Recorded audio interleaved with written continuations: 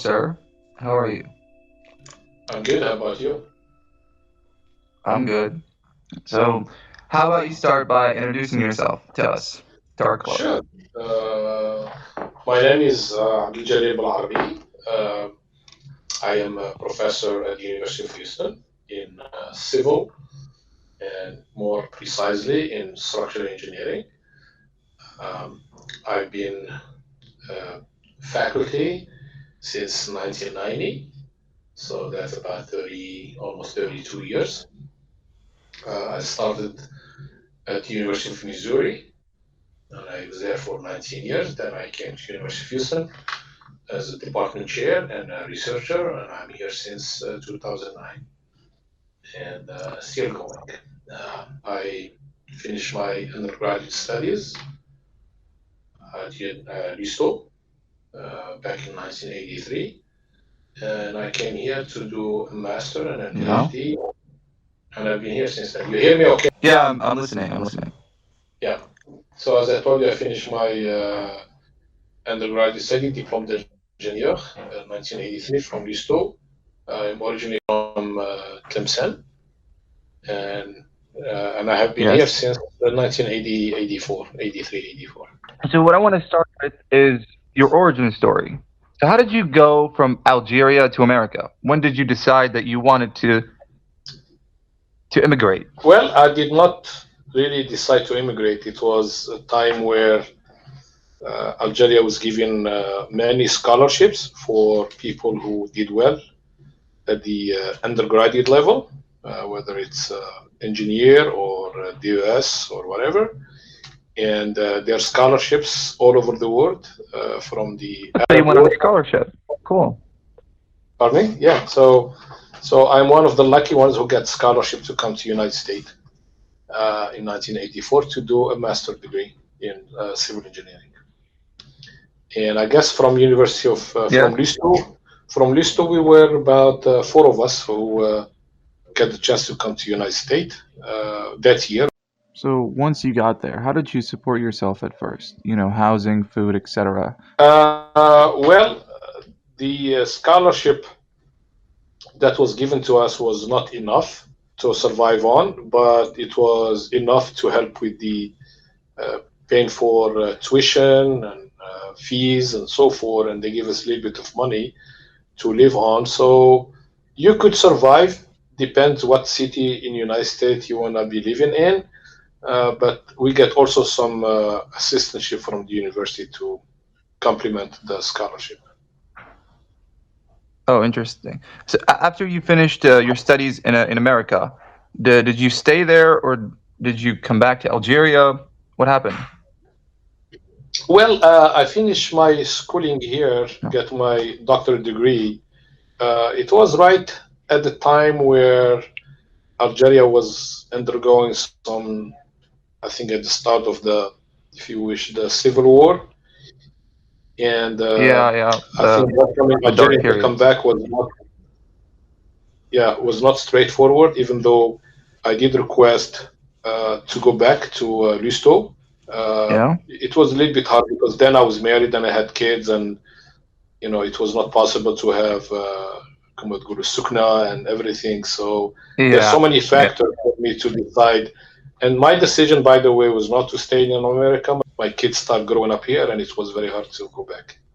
Well, it was not hard, but it was a little bit unpleasant to go back. Yeah. It's a blessing in disguise. Yeah. So I want to go back before you Yes. moved to America, before you went to study. What was school like for you here in Algeria? Did you enjoy it? I think How different it I is think from America? I was You brought know? up during a time where the school and the curriculum in Algeria was one of the best.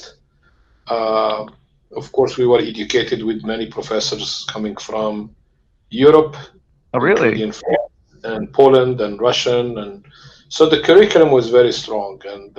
And I tell you, it was very good in the sense that when we came here to United States, it was not hard for us to follow and to do well also. So and the school was there very good, and Algeria was in a very good shape. In fact, most of us really wanted to go back home and contribute to the Oh, really? Because yeah. So I hope I answered your question, but schooling was very good. Yeah, you did. You did. You did. Yeah, I would have sure. loved to actually to have lived there because um, it's so different from right now. The school Yes, system right now is completely, it's completely unusable, to be honest. Another yes, question: can you tell us more sure. about the first research paper you ever did? Well, I came here to do my PhD in structural engineering. I did some work, some cutting edge research in the domain that I was involved with. Are you there? And I finished my master's degree, and we published one paper out of that. But then I continued with my PhD, and we published more papers. And I think the paper that I published in my doctoral studies, it's very highly cited, the paper. So a lot of people, they inspire from it, and I think it was a very good piece of research that we completed here during my doctoral degree, and it was related to the Yeah. reinforced concrete and prestressed concrete as is applied to a variety of structures.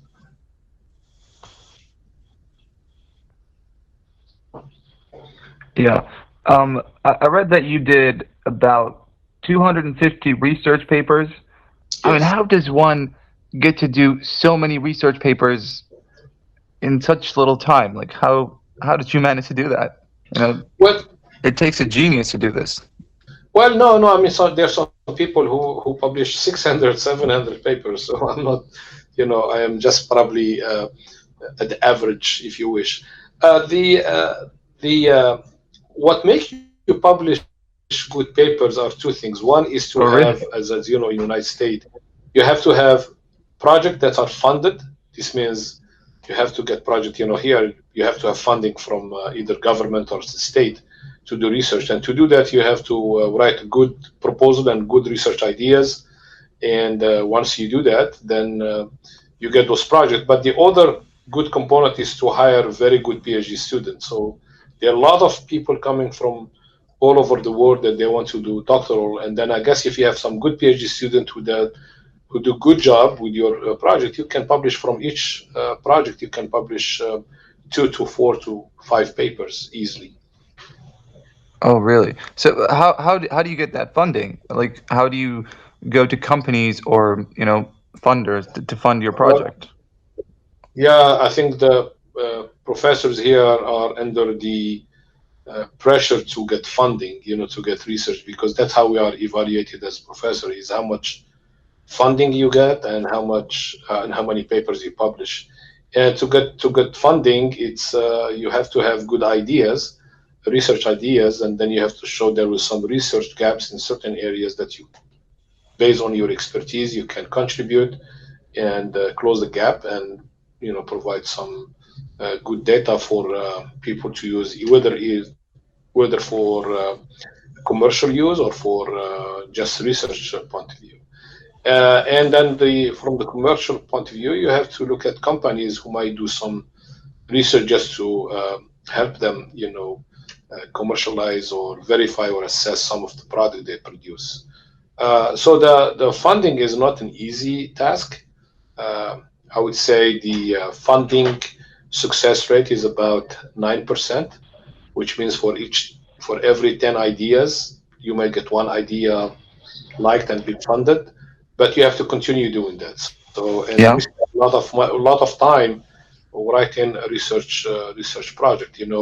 A lot of people, they think professor, they just teach courses and that's it. But what we do behind teaching courses is, as a matter of fact, we take teaching as just maybe 25 to 30% of our time. So you spend a lot of time getting research ideas. You go to conferences and listen to people what they're doing, and then you can develop some ideas based on that and so forth. So, and then when you go forward to write your research proposals, there are a lot of people also competing for the same pot of money, and you just have to make sure that you write a good research idea and a very well written proposal that's the panel will enjoy reading and go for your idea.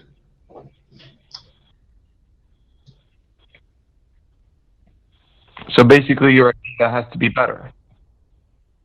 you have to have the better idea and the better Yeah, presentation for you to get the funding because there's yeah, a lot of competition, right? yeah, yeah. And in my research portfolio, Yes.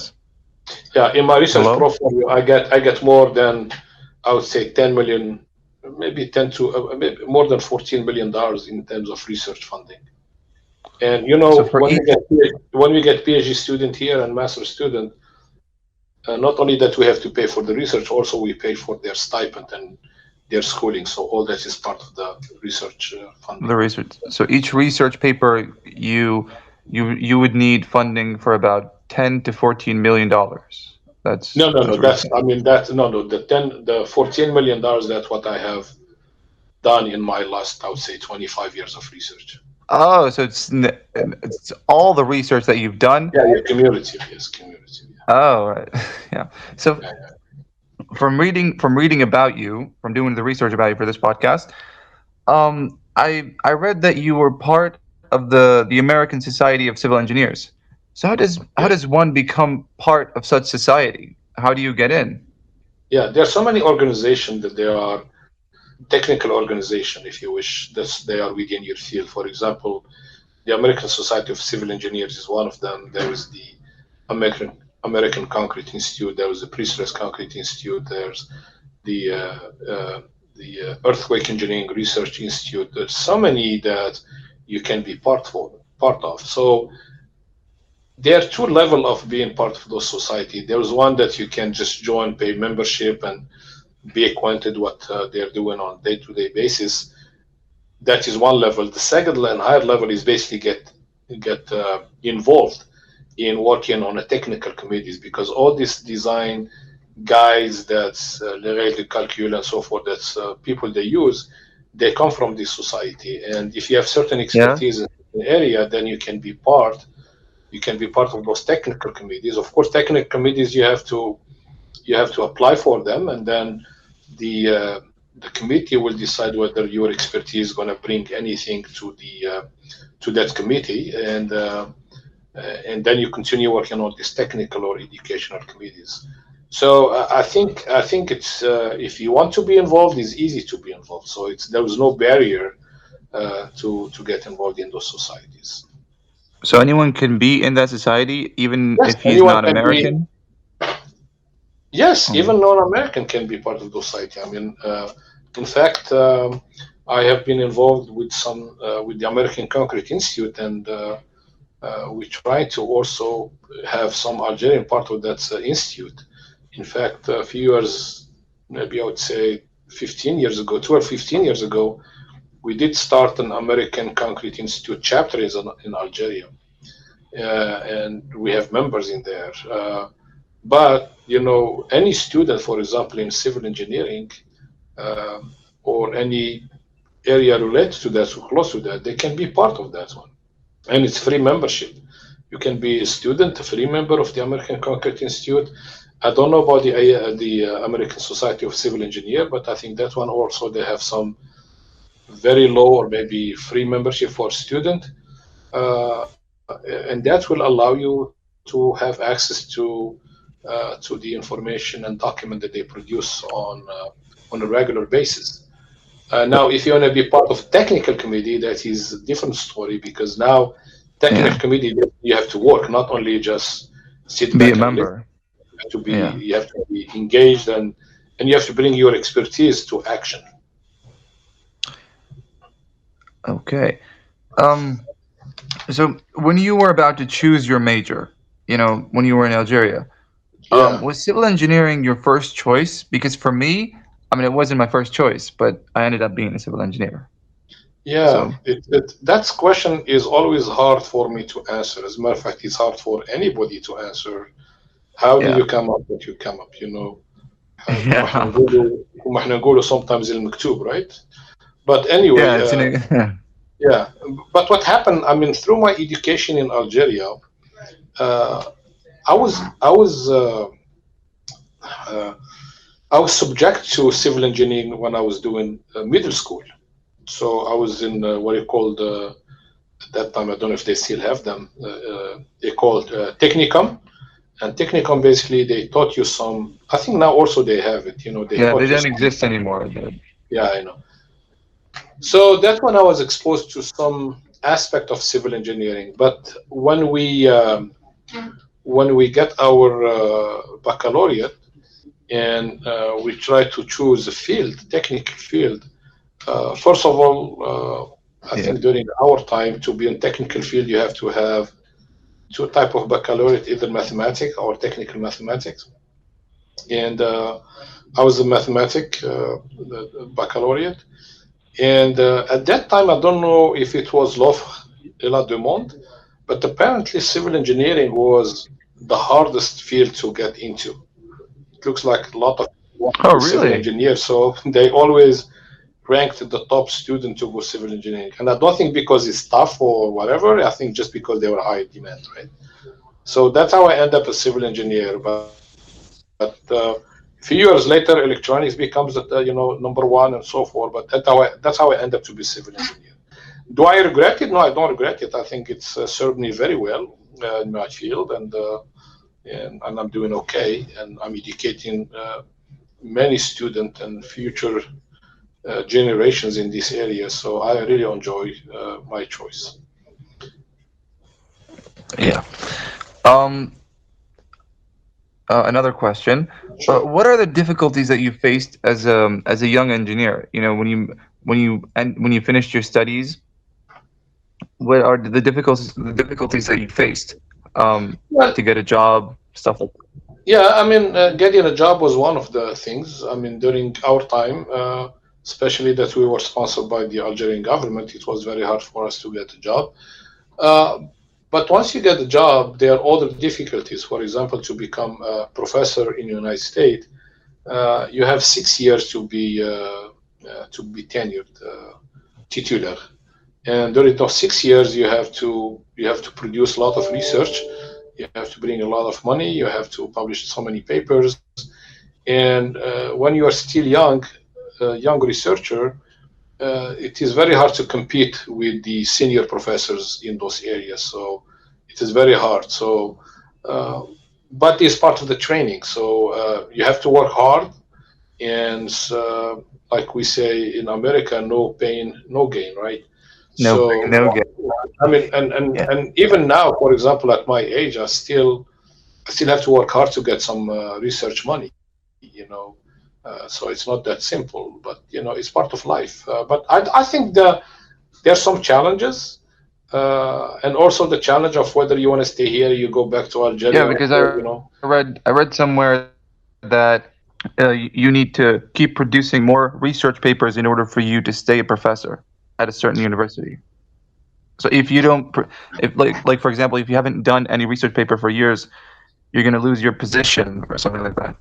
Well, we are in the United States. We are evaluated every year based on your productivity, based on your teaching, based on your research, based on your advising of PhD students and so forth. And if you don't do it for 3 4 years, you might get a warning that uh, something is not going well. I don't think they're gonna fire you because in the United States we have what we call a tenure system.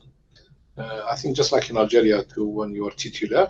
So it is very hard to fire you unless if you do something stupid. But it's but the increase in salary and so forth is not automatic. So when you have raise in salary, it's all based on your productivity. If you don't do well, then Yeah. your salary will not improve. But then at some point, if you continue doing like that for a few years, then you might get some discussion with the dean or the chair or so to let you know that you're not part of the team, you're not producing. Now, before tenure, remember I told you it takes 6 years to get tenure. So during those 6 years, if you don't produce, then at the end of the fifth year, they will tell you to look for another job. You won't be tenure anymore. You won't be tenure. Oh, so it's But it's but but the idea is not like you have to produce paper to keep the job. Is the idea behind those 6 year to be tenure is like they train you to enjoy what you're doing if you wish. You have to work hard to get those papers, and once you got into that system, producing papers and advising PhD student, then the chances that you will continue that route are very high. There are few people who slow down and don't produce. So that's how it works. And nobody tells me to go and write research papers or so forth. I have to do it myself. I have to dedicate student. Is not like I have to do it because someone is asking me to do it. Oh, okay. So, so for me as a student, um, I I would need to use a lot of software related to civil engineering. So, Uh-huh. are there any software out there that could possibly help students such as myself on their end of study theses? Oh, there. I mean, softwares. There are many software. They're free of use, and Like there's some of them that AutoCAD and yeah, you have to pay a license. Yes, I mean, most of the work I do here, for example, like Abacus or use Athena or so, I have to pay for the license to use them, but there are other software that you can just use for free. is there like a student type of a subscription for these software? They have not student, they have some teaching versions of those softwares, and usually they are they have they're low in terms of number of nodes and so forth. So I don't know about Abacus, but some of them they have what we call the teaching version. Uh, but a lot of those like Abacus and ANSYS and so forth, you have to pay for a subscription at university level, and university doesn't give it to us, so we have to pay for it from our research if we use it for research. Okay. One last question before I let you go. I know you got to teach right now. What Yeah, advice yeah, could I have you that plan, yeah. what advice could you give for civil engineering students out there, living in Algeria that wanna immigrate A student in Algeria or student in general? in general? The advice that I give to student that uh, one thing there was the best time of any person life is being a student, and you have to use that time to fuel yourself with knowledge and make sure that you use that time to learn as many tricks and as many theories and get engaged in your field and don't waste time. Once that is done, then definitely you're going to be very successful, whether you go as a professor in engineers or graduate student or so. And so don't waste your time in doing the unnecessary things. A lot of people these days, they spend a lot of time doing other things but studying, and that is not helpful, because once you finish your degree and you start getting you have a job, life is not going to be easy, because whoever is hiring you and paying you for to do the work is not going to give you free time to go back and study. I mean, it's going to be very hard. So use your time as a student, one, to enjoy your life as a student, and two, to work as hard as possible. Now, I don't know if you are aware that we offer every summer summer university in Algeria. We teach Algerian students. And the first time we did this university, summer university, we did it at the Babzouar about 4 years ago. We did the second one in Batna, and now we're doing it virtually every summer. So Really? we reach out to students in Algeria to take those summer universities. So And we give how them do a lot you of how do you get in? How do you get into these universities? How do Uh, you? I mean, we finished the one for this summer. We advertise it and we invite all the students to be part of it. So And do the we sign students up have on to the come. website or? Yeah, yes. If you can visit the Algerian-American Foundation, just Google it. Yeah. Yeah, you can, because we are a foundation that is for education, science, and technology. Foundation that works between Algeria and United States, and we try to help as much as we can. And we deliver programs, summer universities. We deliver weekly seminars, and we do a lot of things for the benefit of having that bridge between Algeria and United States. So visit it, Algerian American Foundation, and you can see what we do there. I will make sure to visit it. Yeah. Thank you so much, sir. You've been a really help to us and to every Oh, student thank you. out there in And if you Algeria. need another session, on If more specific, just let me know. I'd be more than happy to if you want, sir, like it would talk be to an you guys. honor I to do mean, another one with you. yeah, I definitely, I would like, definitely would love to communicate with some very talented Algerian student, because sometimes we try to hire graduate student for master or PhD, and we would like to Yeah. hire some of the talented Algerian student, but we end up hiring students from other countries. So, Y- and again, just because Algerians maybe sometimes they're not aware of such opportunities. Yeah. Yeah. So that's all the questions we have for you today. We're not gonna Thank hold you. you for any longer. Thank you. Thank you so Thank you so much. much. Thank you so much, sir, for being here. It's been an incredible honor to have this conversation with you. Um, So, if you don't mind, where did you learn English? I mean, I'm very amazed. thank you, sir. Thank you so much. Um, it's great to be appreciated by someone like you. Thank you. Yeah, I I mean, learned at home, just watching TV, watching a lot of TV shows, okay. just like everyone else.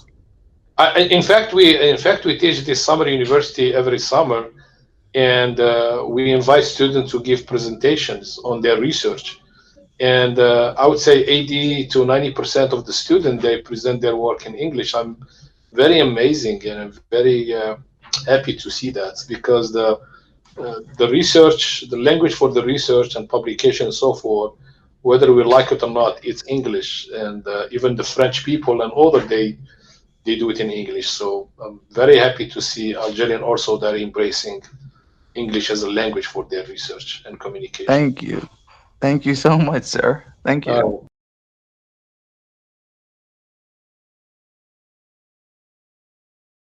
One thing, there was the best time of any person life is being a student, and you have to use that time to fuel yourself with knowledge, and make sure that you use that time to learn as many tricks and as many theories, and get engaged in your field, and don't waste time.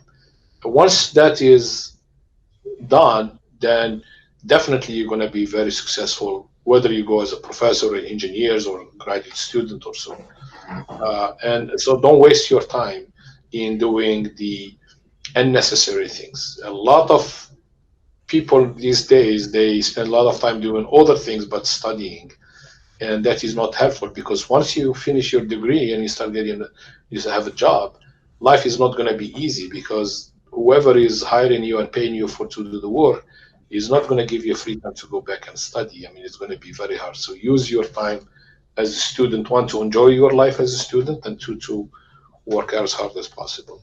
Now, I don't know if you are aware that we offer every summer summer university in Algeria. We teach Algerian students, uh, and the first time we did this university, summer university, we did it at the Babzouar about 4 years ago. We did the second one in Batna, and now we're doing it virtually every summer. So Really? we reach out to students in Algeria to take those summer universities. So And we give how do you get in?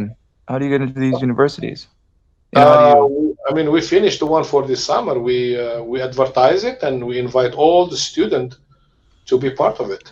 So And do we sign especially up on the website or? yeah, yes, if you can visit the American, the Algerian-American Foundation, just Google it. Yeah. Yeah, you can, because we are a foundation that is for education, science, and technology. Foundation that works between Algeria and United States, and we try to help as much as we can. And we deliver programs, summer universities. We deliver weekly seminars, and with a lot of things for the benefit of having that bridge between Algeria and United States. So visit it, Algerian American Foundation, and you can see what we do there. I will make sure to visit it. Thank Yeah. you so much, sir. You've been a really help to us and to every Oh, student thank you. out there in And if you Algeria. need another session on If, more specific, just let me know. I'd be more than happy to if you want, sir, like it would talk be to an you guys. honor to I do mean, another one with you. yeah, I would definitely would like, definitely would love to to communicate with some very talented Algerian student, because sometimes we try to hire graduate student for master or a PhD, and we would like to Yeah. hire some of the talented Algerian student, but we end up hiring students from other countries. So, Yeah. and I guess just because Algerians maybe sometimes they're not aware of such opportunities. Yeah.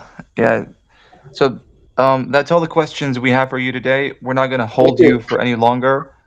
Thank you. Thank you so Thank you so much. much. Thank you so much, sir, for being here. It's been an incredible honor to have this conversation with you.